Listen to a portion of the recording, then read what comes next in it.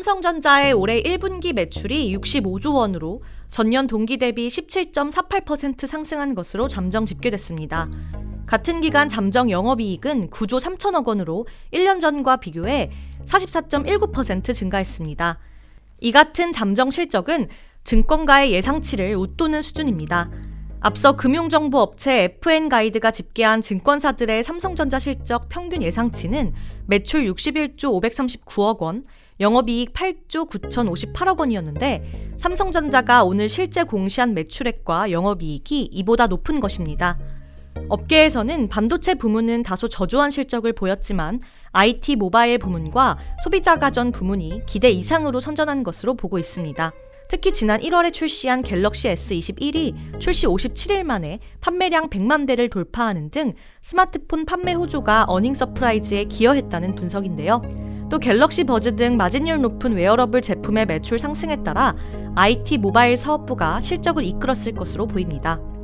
소비자 가전 부문도 비스포크를 앞세운 생활가전 제품과 TV의 동반 호조로 높은 실적을 기록한 것으로 보인다는 것이 업계의 설명입니다. 반면 반도체의 경우 미국 텍사스 정전 사태로 오스틴 생산 라인 가동이 중단되면서 전분기 3조 8,500억 원, 전년 동기 3조 9,900억 원 대비 수익성 감소가 있을 것으로 예상됩니다. 삼성전자 관계자는 잠정 실적은 한국채택국제회계 기준에 의거해 추정한 결과라며 아직 결산이 종료되지 않은 가운데 투자자들의 편의를 돕는 차원에서 제공되는 것이라고 밝혔습니다.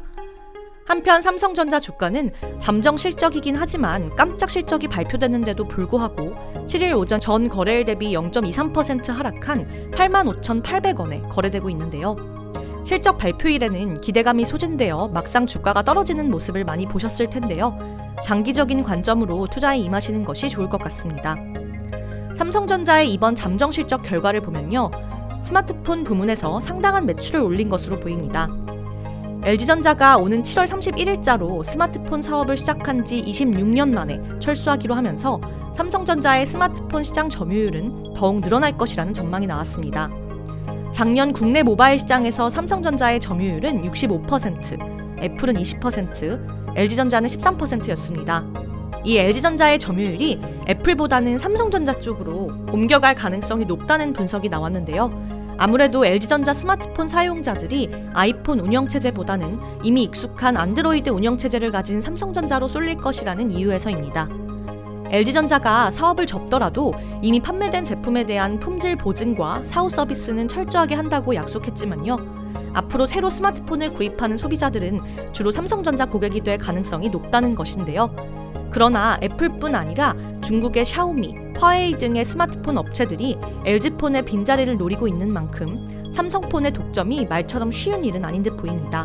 LG전자의 스마트폰 철수가 삼성전자의 매출에 얼마나 영향을 줄지 귀추를 지켜봐야겠습니다. 좋아요와 구독 부탁드립니다. 감사합니다.